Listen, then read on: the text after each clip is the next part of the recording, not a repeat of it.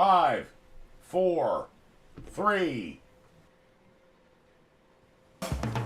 CGP Video Pictures presents Trek Tonight, Season 3. This week, Doctor Who. With your hosts, Christopher Pitcher, Leo Byrne-Janicek, and Gina Pitcher. Tonight's program, The Giggle.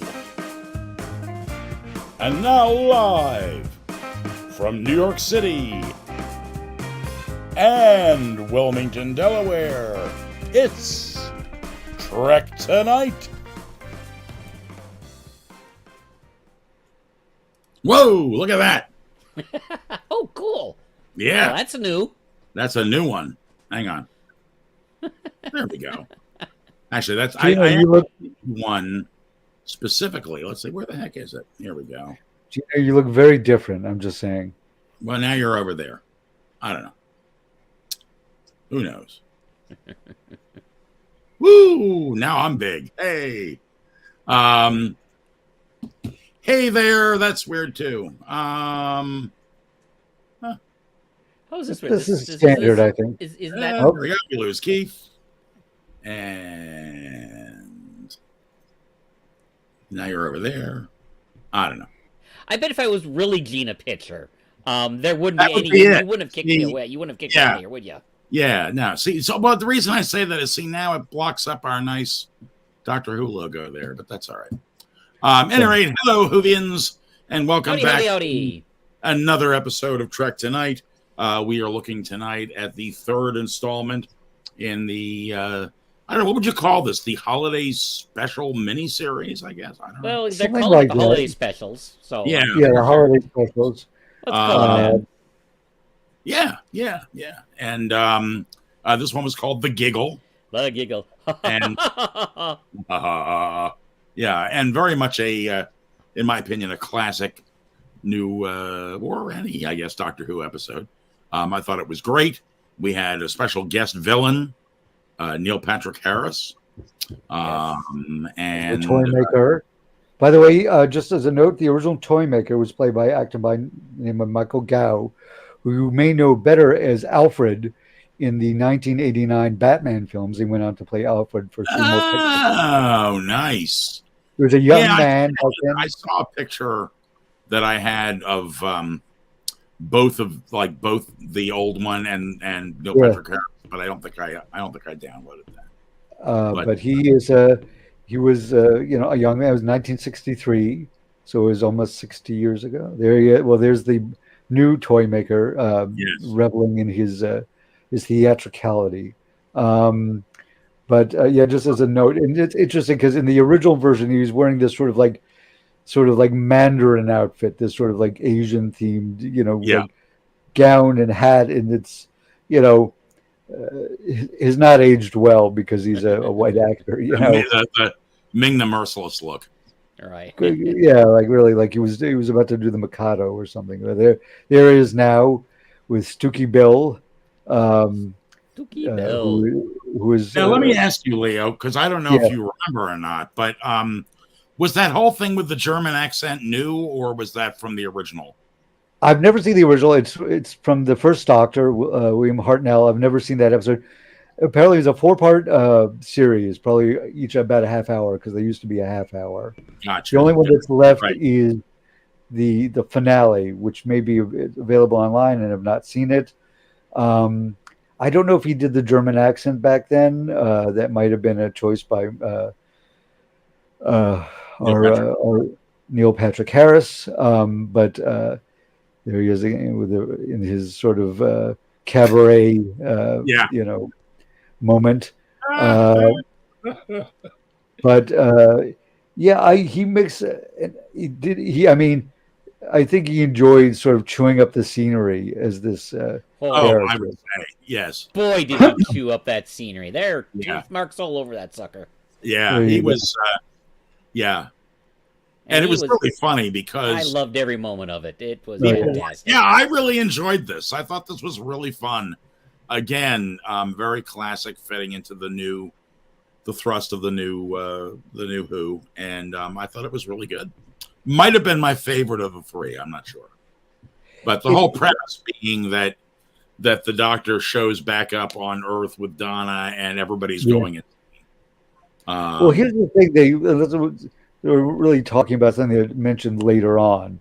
Is Yeah. if you in the previous episode he uses salt to try to confuse the two aliens who are trying to replace him and Donna, Right, and the idea that when he did something at the edge of the universe, it sort of leaks back right, into the so that comes up again later right.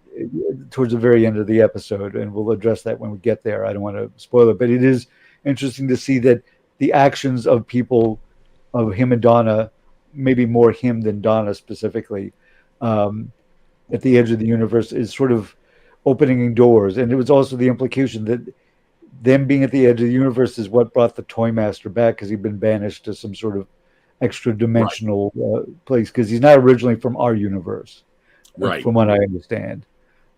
So, because the original title is The Celestial Toy Maker, that was from the original 1963 episode. There you go. Very good. Very good. They had somebody as a body double for Wilf, because when they, there's a sort of like a prologue where you get to see the toy maker, and John Logie Baird, who was a real scientist who created the first television image of Stooky Bill, who is I guess a puppet. He was a puppet. He was a marionette. Yeah, yeah. Stooky is a Scottish sort of slang for stucco, and also became to me like stupid. There he is, right. Stooky Bill, creepy as fuck. Yeah. So yeah, it's. I would really like to know some more. I looked a little bit on Wikipedia about Stooky Bill. Yeah, and there wasn't a lot on there about it, but I really want to know if the real Stooky Bill caught on fire during that very first because that's why they couldn't use, as they say in the episode, the lights were way too hot for anybody to be under them. So that's why they used this puppet, which caught on fire. I think I'm not sure how much it caught on fire back in the day, but I think they maybe up the sort of the bubbling of the paint and the flaming of the hair, maybe a little more for dramatic effect, but I'm fine with that. Yeah. But it was like, this is again. What? Yeah, that's when he's talking about the human hair, and he's saying she won't be needing it any longer. She won't be missing it, but she won't be missing anything anymore. It's like, well, okay. Let me ask you this: would you buy a puppet from somebody who talked like that? Probably not. Generally not. I wouldn't buy Stooky Bill from anybody like that, because again, the doll is creepy as fuck. Yeah, yeah. I wouldn't buy Stooky Bill from like a trusted source. Yeah, that thing looks like it's going to come to life when you go to sleep and murder you. Yeah, exactly. But yeah, it's a very creepy. I mean, this again, they're dipping their toe into the horror element of Doctor Who. Right. Fairly, not like it wasn't the exclusive realm of this episode. More like the second one was more of a horror story, but there was a lot of horror like in between the. It's like it was a cake, it was sort of a sci-fi cake with some horror filling, in it. But so the idea is they come back, and now everybody's determined they're right. Everybody believes they're right, and everybody else is wrong, which is causing all sorts of chaos in the world. We see footage of a pilot who says, "I can land this plane anywhere. So I'm coming home," and then presumably crashes and kills himself and everybody on board. And the politicians are like, "Why should I care about you?" And of course, Donna goes, "Oh, that's no difference there." Yeah. We also get to meet another a previous companion of the Doctor, Melanie Mel Bush. Unfortunately, I don't think her, but yeah. Bonnie Langford, who was a delight.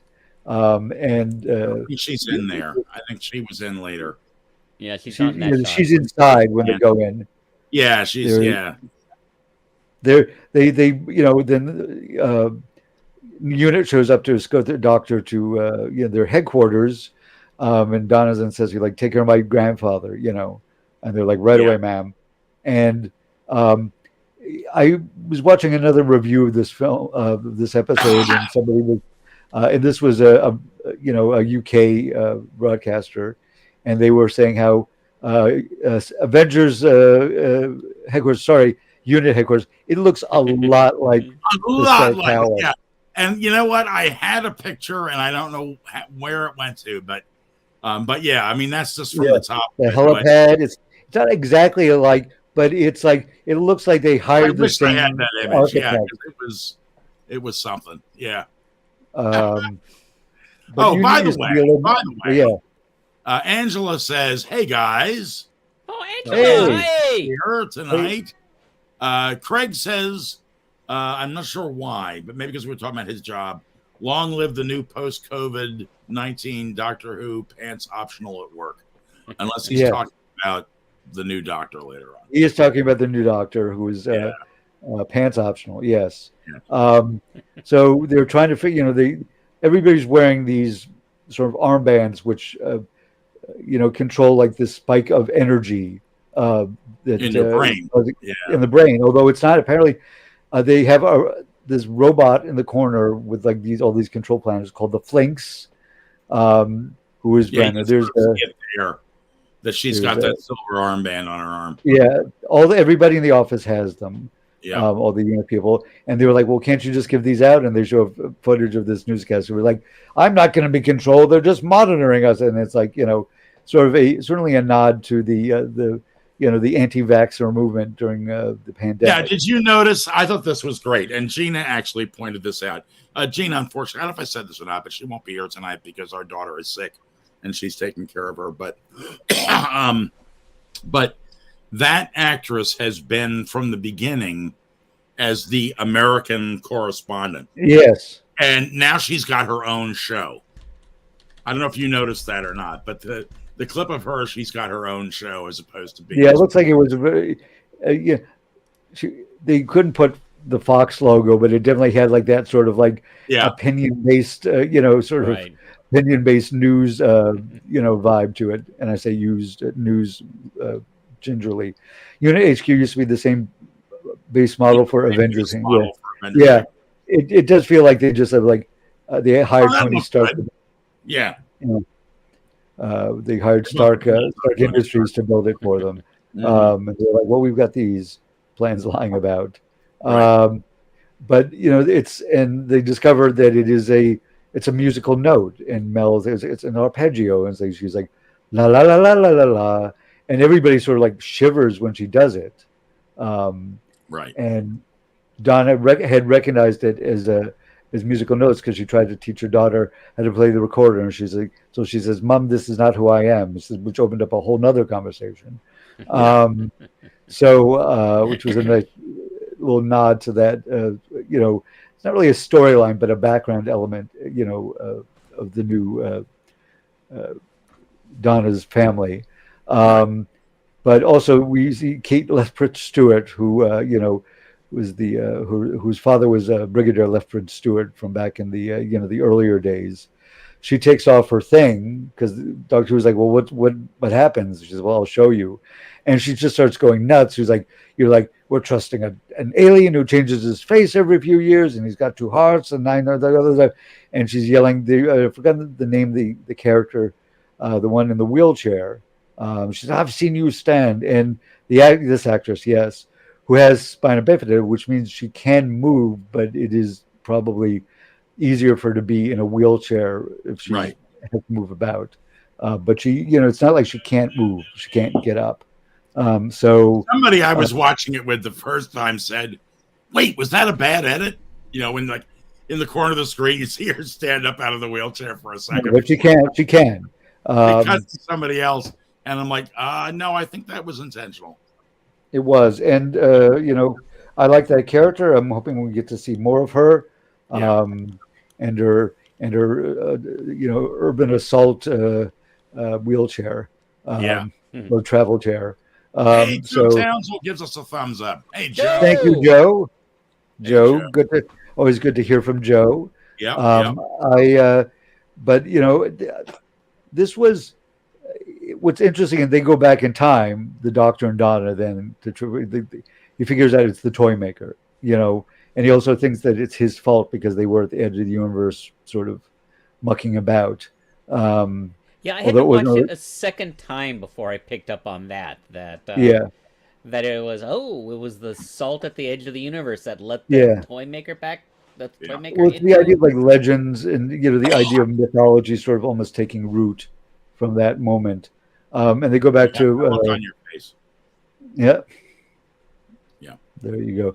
So they go back to 1925 in London, and because they're going to go visit Logie Baird, John Logie Baird, but the doctor's like, where did Stucky Bill come from? And they go to Right. there's the very obvious toy store, and they do a lot of like looking through the window, and he's moving, and he comes up, and there's Donna looking askance.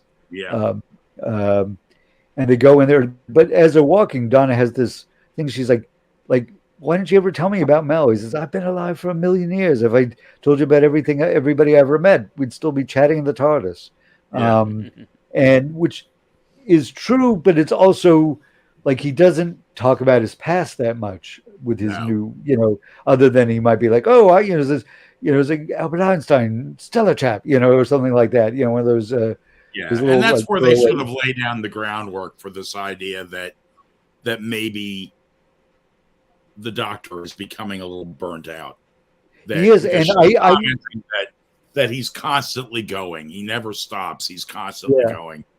And that's sort of the groundwork that works towards our ending. But and I even felt in the previous episode, David Tennant looked a little raggedy, like a little like his hair. Raggedy Man. Yes. Raggedy Man, like his hair's always been moosed up, but he, I mean, also because he looks terrific, but he is also older. What is he? Sure. Like 15, he's like 15 years older, and he's just looking like a guy who's like a little like hasn't taken a break and maybe needs a break, Right. but he won't take a break. He's like, nope, I've got to keep going. So they go in and meet the toy maker, who Right. and he first tells Don, go back to the TARDIS. And so, well, you never say that. He says, do it. Of course, he doesn't. And they're is that the first game was a ball, but somebody was throwing a rock, and then they killed somebody, and this is wonderful. And he's doing this very like affected German accent, and keeps tossing balls. He's juggling 3 balls and keeps tossing one to the Doctor, keeps catching them. But he always has 3 balls. And he always has 3 balls in his hand. Right. Yeah. And then Donna like grabs it and she says, oh, I wondered which one of you had the balls, and it was sort of like, which was like, all right, and this was the first game was balls. What was the second? It was hide and seek, and he goes off in the back, and the Doctor and Donna chase him, and they enter like these endless corridors full of doors, and he explains a little bit about like who he is and what's going on, and he's like, I was young, I was so confident, but I think I made a mistake, and he's having this existential crisis. The Doctor's like, without my Sonic or the TARDIS or time, who am I? I don't even know. He says, and he's going to win this time because I won last time. And Donna says, and it's interesting because you had that in last episode. Yeah. Last episode, it was the Doctor without any of the trappings of his gizmos. He didn't have the TARDIS and he didn't have the Sonic. So yeah. But he's also, Donna's laid on a little wisdom from her dad, which is like the dice don't know what the dice did before. The idea that every game is a fresh start, and I was like, I thought that was like actually a fairly profound statement, because the idea was like, well, because this happened, this has to happen now, which is like a self-fulfilling prophecy. But she's like, you don't know that.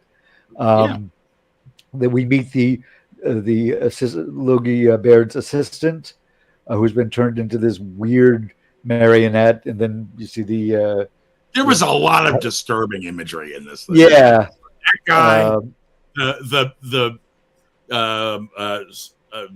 Stooky Bill's wife and children, the Yeah, the babies. baby. Oh, those. So creepy Yeah, shit. yeah. Like I did like good the. for I like. Donna for like you just smashing it against the wall. I know, and I love Um, that when she says, My name something is Donna. My name is Donna. You're a Ghana.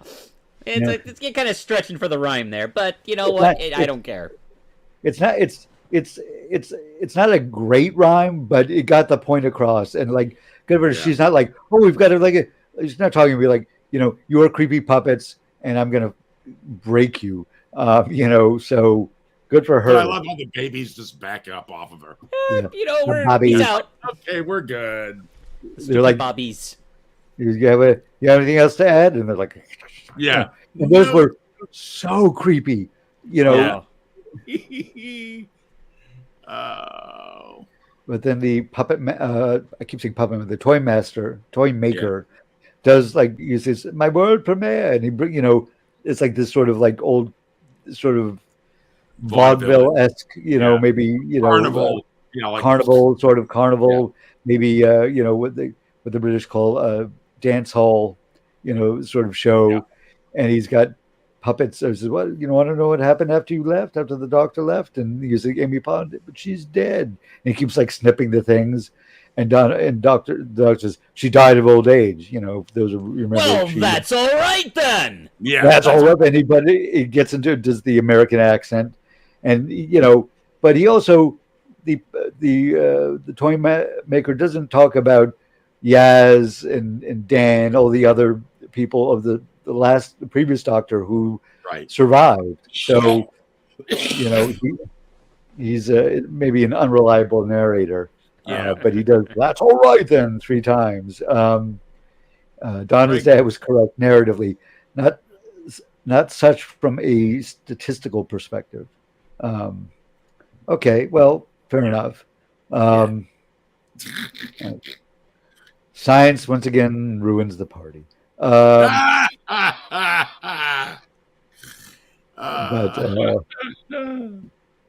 yeah. But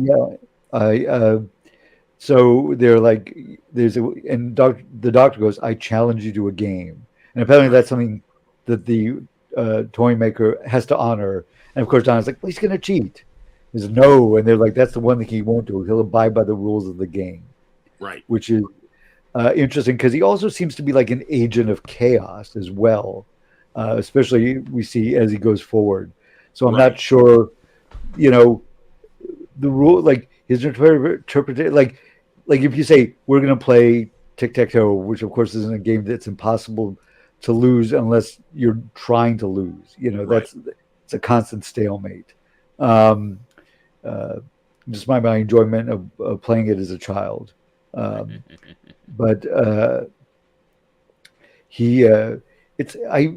we'll get into it later on. But so he's like, they decided to cut cards. Highest card wins, and the toy master wins. Toy maker wins, and he said, "Wow, I'm getting my prize." And doctor's, "No, I beat you last time. You beat me this time." And they're like, best 2 out of 3. So, which is again a very game idea, like the idea that you have to like, you can't. It's not just I win and then you win. You have to best of 3. So and they go back to, and he sends himself to the 2023, and then Donna and the doctor have to run as the thing is collapsing. He's like, if she's already started to run, doctor's like, Donna says, "I'm already running." Yeah, and as they go out, the shop sort of is collapsed and then sort of folds itself almost like a multi-paneled game board. Right. And then into a box. Which has the 4 suits of the card, the deck of cards on it, which they take with them. And we are treated to when they get there and they're like, "What's going on?"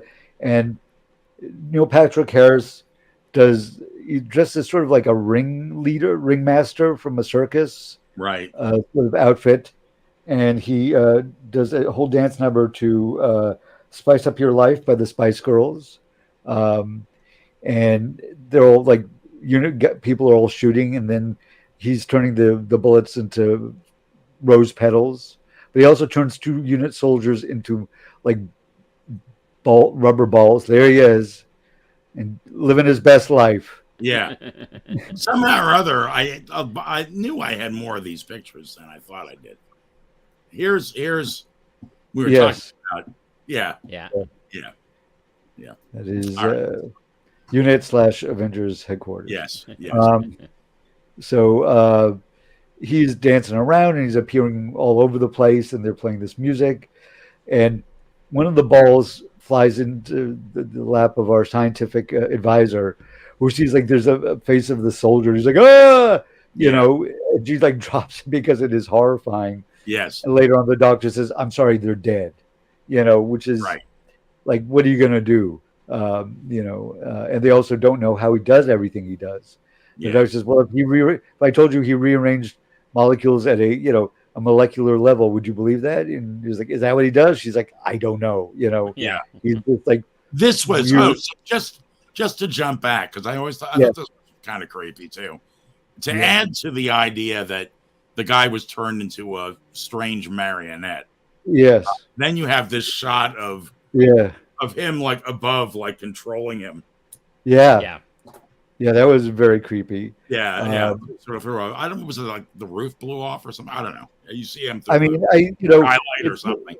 Yeah, I think the laws of physics were mutable. Bent. Yeah. Yes. Yeah. Boy, were they bent.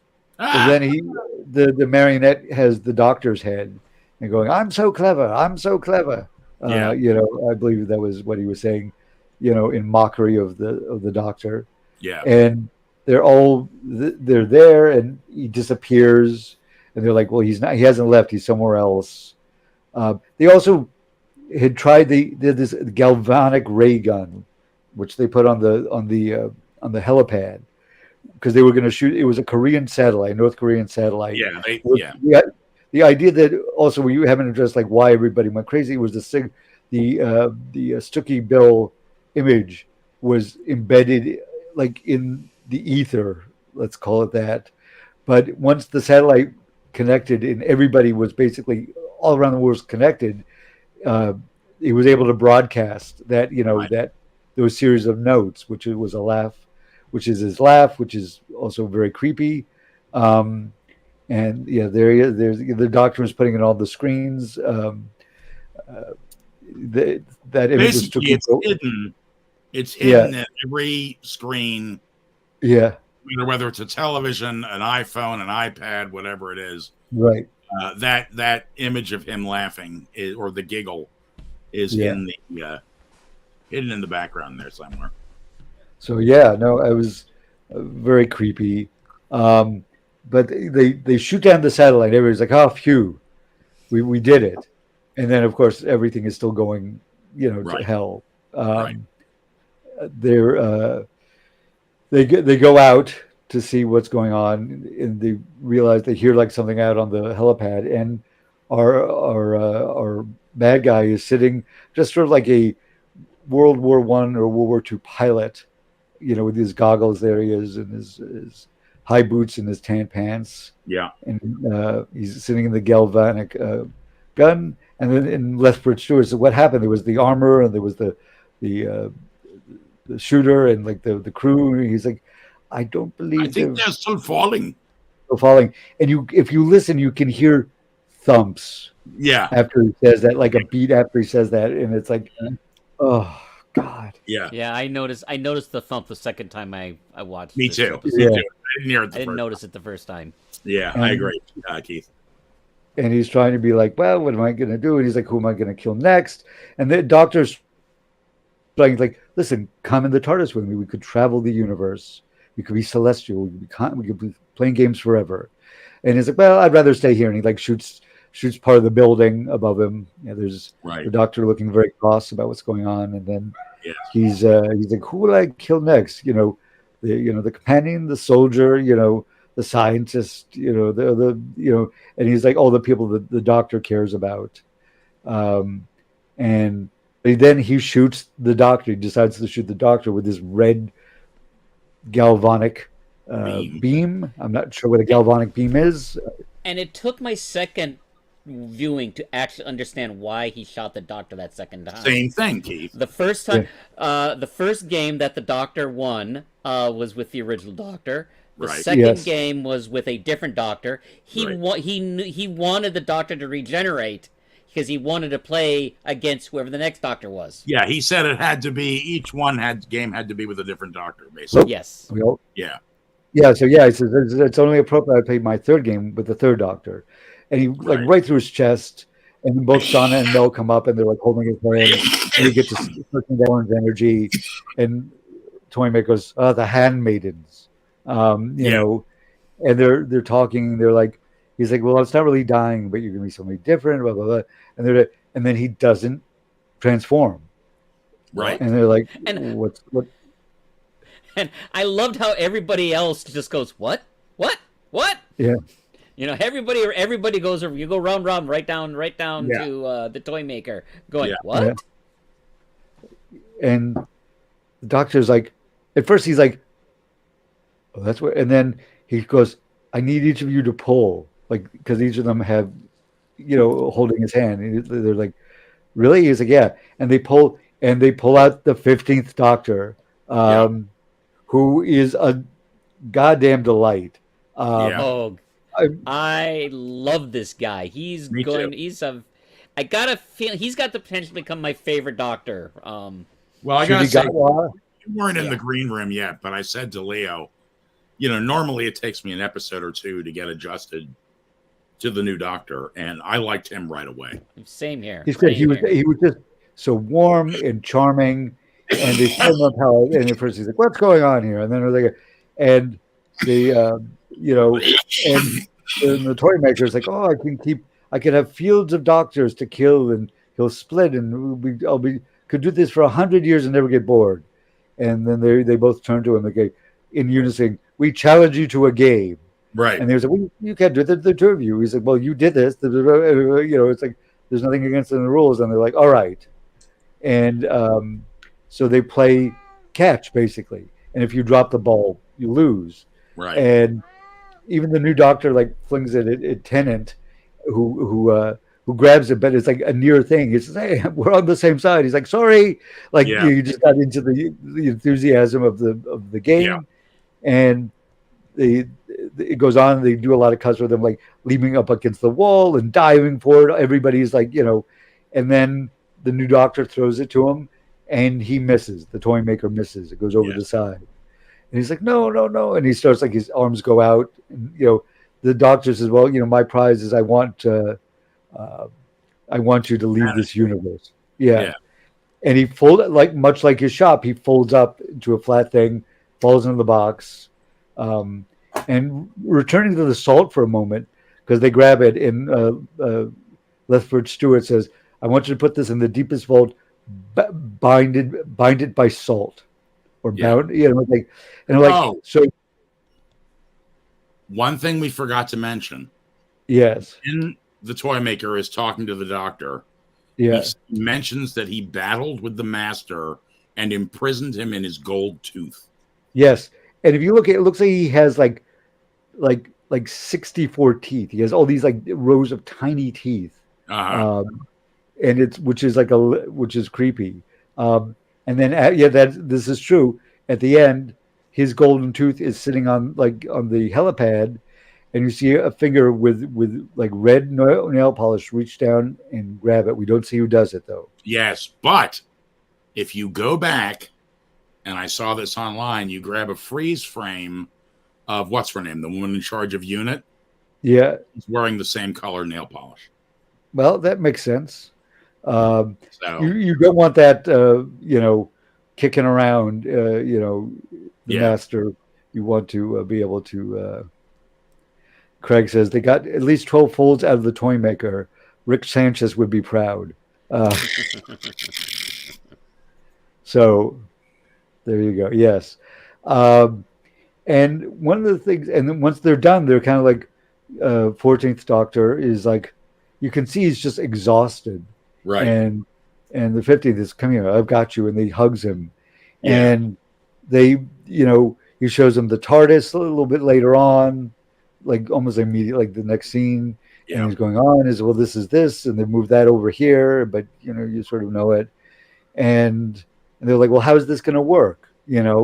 Um, and they're kind of saying to him, there he is, fucking charming as fuck. Yeah, and that's actually what you're leading up to. Is he also bigenerates the TARDIS? Yeah, he goes in, and his version of it has this jukebox in the background. There's a jukebox in the background. Also has it's wheelchair accessible. There's a little thing that folds down the front, which was, and our scientific is like, thank you for catching up to the 21st century. Yeah. But it was great. He's like, well, so what are we gonna do? And Ken is like, I can't give up the TARDIS. I just want it'll hurt too much.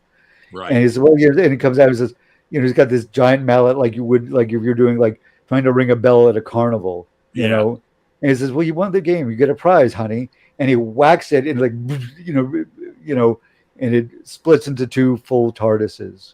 Yeah. And it's terrific. And then he takes off, and the doctor, do you think you're going to leave without, saying goodbye? But they were also talking because the doctor, as Donna is rightly sort of sussed out, he's exhausted. He's been running for centuries, if not, hundreds of centuries, and she's like, well, I don't know what I do if I, because she's like, well, same thing I did after you left, I just lived my life one day at a time. He's like, I'd go mad. She's like, well, yeah, but, our new doctor is taking off in his bigenerated TARDIS with the jukebox. Look like an old Wurlitzer, with the colored water going through the pipes. Yeah, very cool. Very neat. And there's, where is he going to go? And Tennant goes, everywhere. Yeah. And then you see our doctor is now living. The TARDIS is now in the noble temple garden, back garden, because you see it off in the den, and they're having like this outdoor sort of, not really a picnic, but they're eating al fresco out in the backyard. Yeah. And and Mel shows up, and they're like, oh, it's family, and he's like, there's a lot of like fun banter. Also, Mel had said, they're like, well, how did you go back to Earth? So I just hopped on a Zingo, and it's never explained. And they're like, did you drive it? So I hopped a Zingo, and everybody's like, what's a Zingo? Oh, it's something you get a ride from. Yeah. I assume a Zingo is like a space Uber, or Lyft, depending on your preference.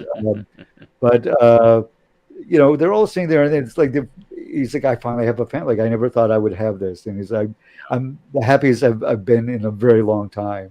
Yeah, basically, he's retiring. Basically, he's retiring. Although he did take Donna's daughter to Mars, and she's like, what? And he's like, oh, just it can get me in so much trouble. And apparently Wilf, who sadly, because Bernard Crimmins is no longer with us, they're like, where is he? And you hear the shot, and Donna's like, oh, he's shooting the moles. And the doctor goes, don't worry about it. I give the moles force fields. Yeah. He's, I love the moles. She's like, you love the moles? I was like, I love the moles. Yeah. So, and everybody seems very happy. And I have to say, as an ending for this doctor, because if you recall, when Tennant left the show, he, most doctors sort of take their regeneration with a bit of aplomb.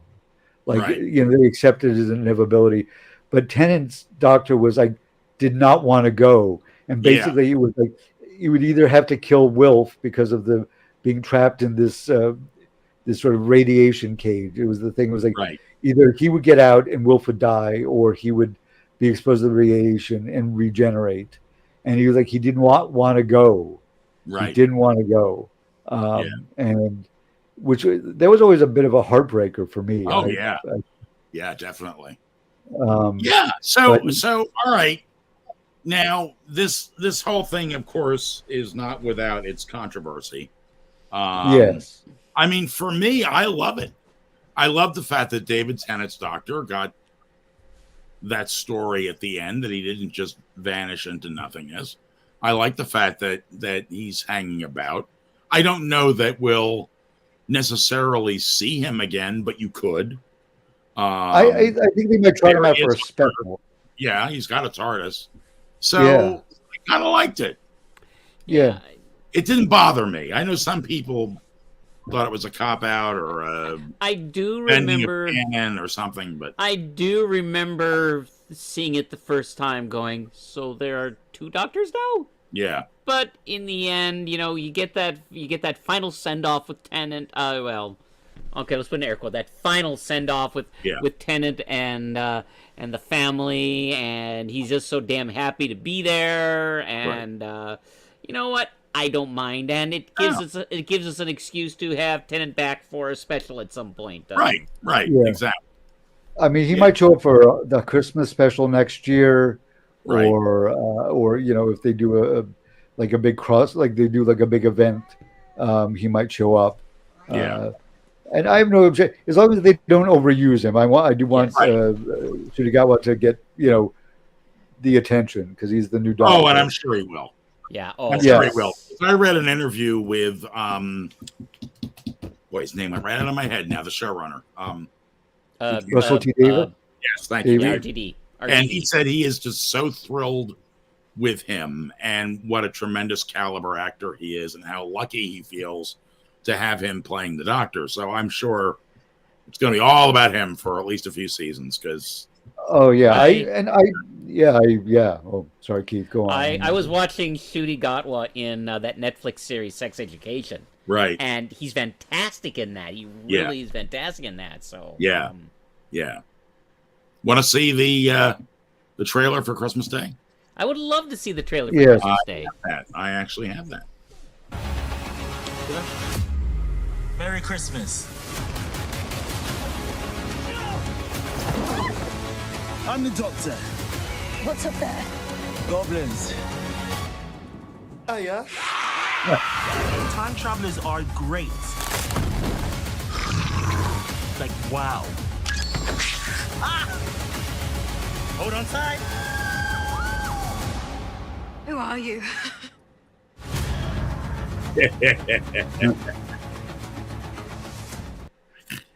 I love it. I think he's, like I said, he's so charming.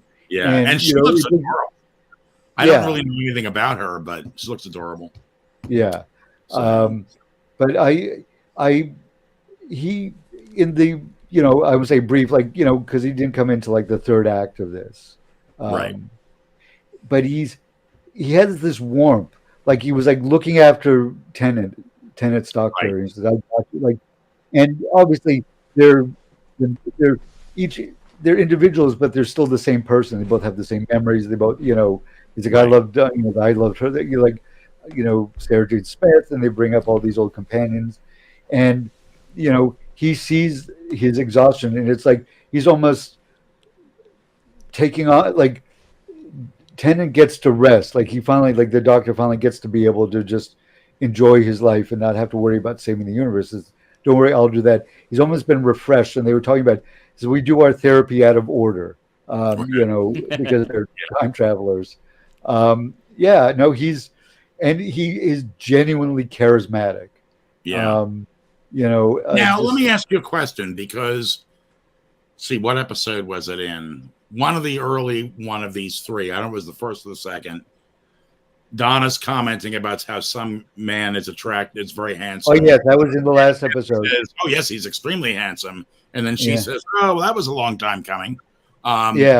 There's a speculation that he may play the Doctor as gay. I don't know whether that's true. Well, the actor is gay. He's openly gay. I know that. Yeah. The Doctor, aside from Rose, doesn't seem to have romantic aspirations. Yeah. That was the one exception. Even that was fairly chaste. It wasn't wasn't they were going hot and heavy in the TARDIS. Knocking sand shoes. No, yeah. So, not would you like to see my Sonic? Sending her Sonic pics on her phone or anything like that. Yeah. But the Doctor always seems a bit he falls in love with people, but not in a romantic way. So, but yeah, like you say, Rose was the closest in this new series. But and even in the old ones, he was never. There was never like any like lovey-dovey stuff, you know. And that weird story talks about the aliens who communicate with only with their eyebrows. Is, well, I've got this. Is, you know, I'm a doctor. I mean you no harm, and well, now you will marry me. She's like the warrior cream of foof or something to that effect. And then she pushed him off the cliff, you know, because he was like, "What?"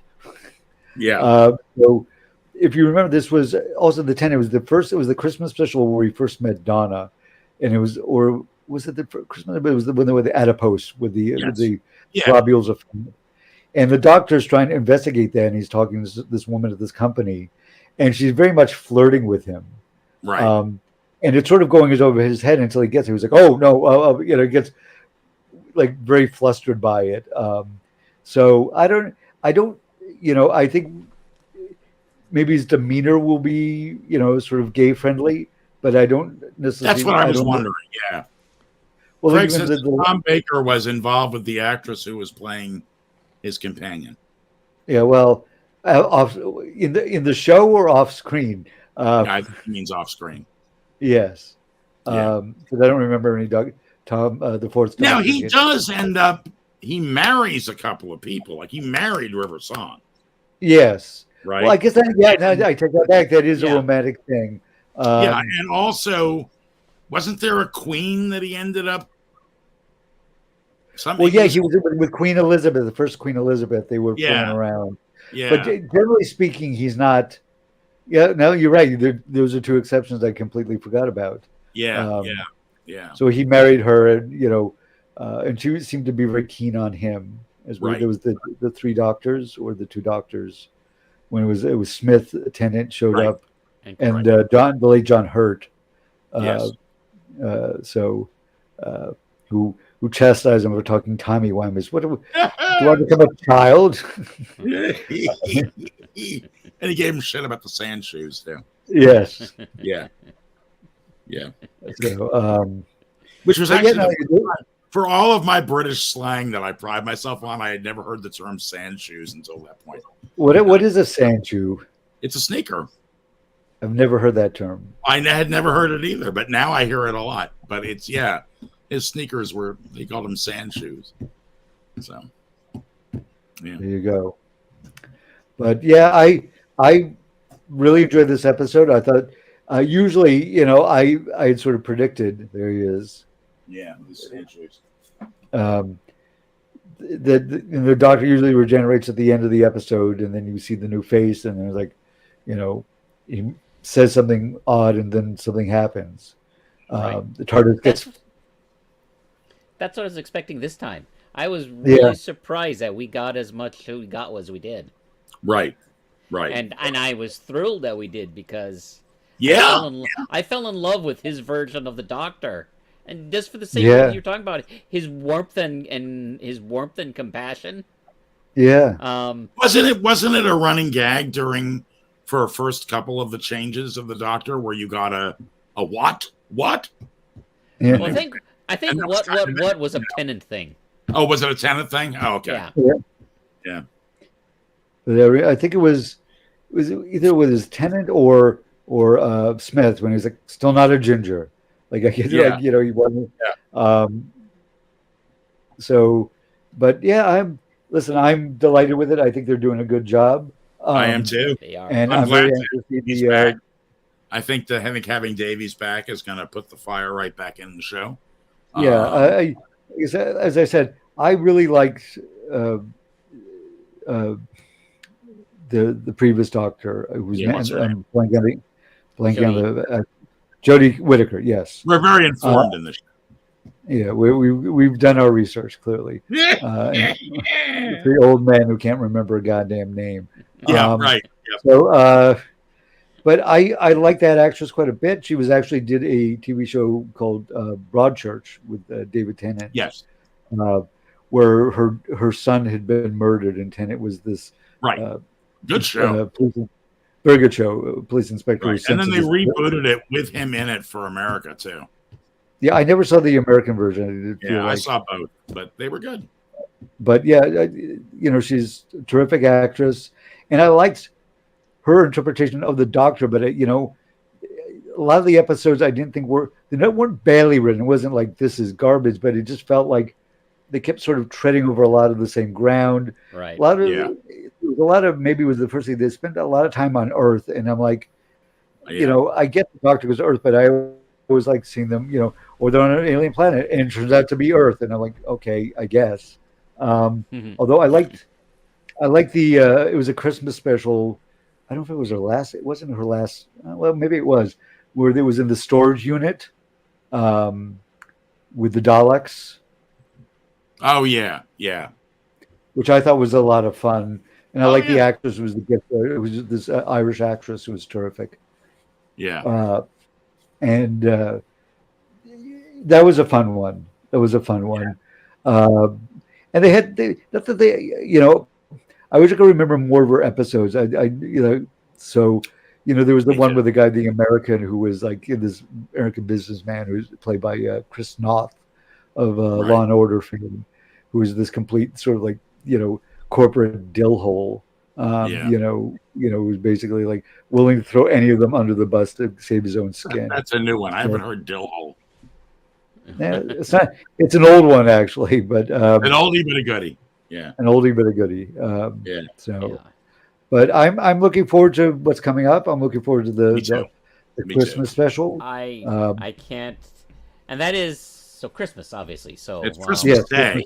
Christmas Day. Now, I had said this in the green room, and Keith, don't feel obligated, but because of the fact that Leo is going to be at my home on Christmas Day, we might actually do a show.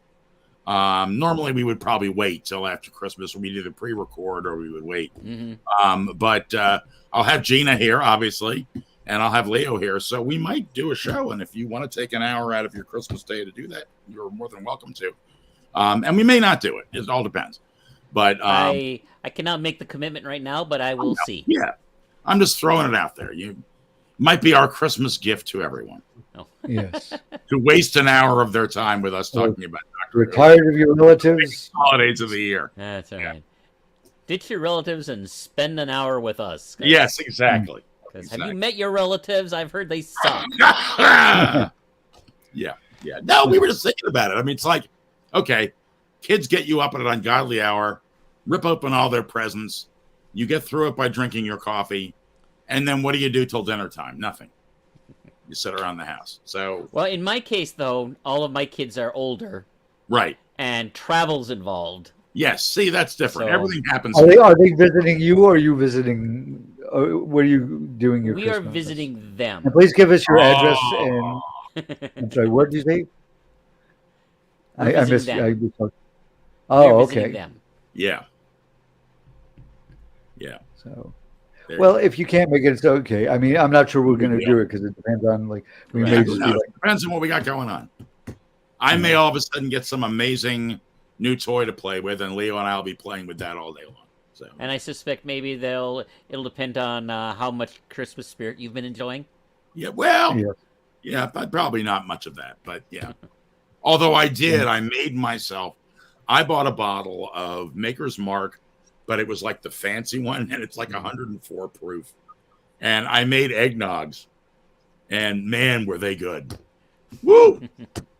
That was amazing. I had a little eggnog. I bought some eggnog from the store, and I had a small glass of it.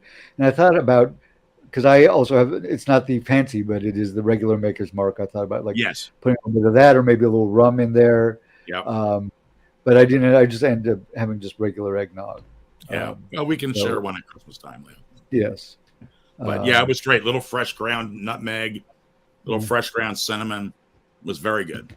We have some Christmas edibles. Yes, but but I will say that it was better after it sat for a couple of minutes, and I'm not really quite sure why. The first sip was very boozy, and maybe there's a scientific reason for this. I don't know, but. Then after it had been sitting there for a few minutes, it got very smooth. So I don't know. Or I just got potted. I don't know which it is. But I don't know. Maybe Craig has an explanation, but he also says corporate dill hole is a little redundant. Yeah, that is kind of like saying hot water heater. Yeah. So, there it is. Indeed. Yes. All right, guys. Any last thoughts? I can't wait to see more Shurigawa. I think he is going to be one of the best doctors we've ever had. Yep, I think he's going to be good. I'm very excited. I'm looking for it. One last observation, and I didn't notice the first time. I noticed it the second time when they're cutting cards. Doctor gets an 8, and Toymaker gets a king. The king looked a little bit like the original Toymaker. He looked a little bit like Michael Cow. You don't see him for long. Interesting. Yeah. There seemed to be almost like maybe it was just very stylized. I don't know. Like they custom made this deck for it. Yeah. It seemed likely they probably would, but it seemed to suggest that sort of outfit, that sort of Mandarin outfit he wore back in 1963. So there you go. Very cool. Well, we should say goodnight to Craig because I think he's probably the last viewer we have on here. Yes, Craig is the last viewer. And they're all comments from Craig. So thank you for sticking with us, Craig. Yes, Angela is moving back to New York. So there's some friends of hers were throwing a good party for tonight, which is why that'll be nice having Angela in New York. That'll be a lot of fun. Yes. Yeah. Yeah. Cool. All righty, gents. We will. I don't know what we're doing next week. Yeah. I'm not sure. We'll figure out what we're doing if we're doing anything. Yeah. Right. Exactly. But at any rate, if we don't see you, have a wonderful Christmas holiday. Yes. All holidays, whatever it is you celebrate. Same to everybody. Yeah. You're a Festivus. Archimedes feast, whatever it is that you celebrate. Saturnalia, whatever. Yeah, exactly. Yeah. So, all righty. It was a very quiet night from old Saber there tonight. Oh, now he's licking his ass. Yeah. Thank you for sharing. Next week is Festivus. Thank you, Greg. Festivus for the rest of us. Yeah, exactly. So, all right, guys. On that note, now all of a sudden we have 3 viewers because Pat's looking his ass. So that's obviously. Hey, man. Yeah, that's our demographic. Yeah, it's a late night with Trek tonight. Saber. All right, guys.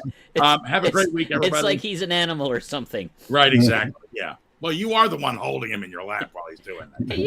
And he was just so cute. And over there, I thought I'd move him over here, and then the little asshole does this. Yeah. All right, guys. Have a wonderful. Talk to you soon. Alonzi. Alonzi.